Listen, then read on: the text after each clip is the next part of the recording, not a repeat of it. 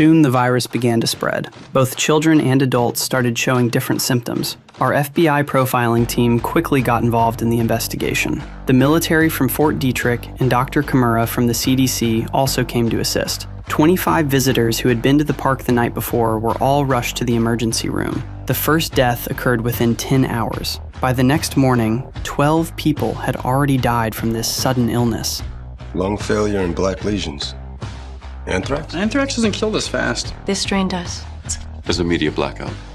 We're not telling the public? We'd have a mass exodus. Psychology of group panic would cause more deaths than this last attack. So the FBI decided to keep this under wraps. But by doing so, whoever did this might strike again to get attention, and at that point, there'd be no way to hide it anymore. The profiling team had to come up with a suspect profile as fast as possible to prevent more victims. Dr. Kimura explained that the biological agent used in the attack was a colorless, odorless spore. Once broken down, it enters the body through breathing, and once it reaches the lungs, there's nothing doctors can do. The 25 victims had very little chance of survival. This pathogen is extremely difficult to produce. Only someone with scientific research experience would have the ability to cultivate it. Dr. Kimura and his team were in charge of treatment and research, while the profiling team would investigate alongside the military. Before starting the investigation, everyone had to take ciprofloxacin as a precaution. Even Kimura couldn't guarantee it would actually work.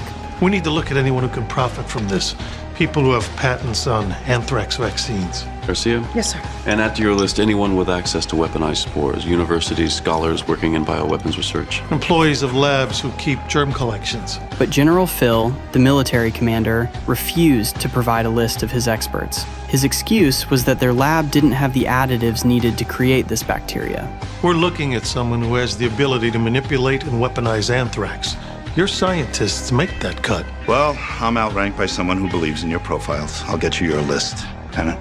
Dr. Kimura and I went to visit a surviving victim to help her recall what happened. The girl started thinking back to that afternoon, but after just a few words, she suddenly couldn't speak anymore. Kimura immediately took me out of the room and explained that the toxin had damaged the frontoparietal lobe of her brain, affecting her ability to speak. Usually, once this symptom appears, the patient doesn't have much time left. It seemed we weren't going to get any leads from the victims.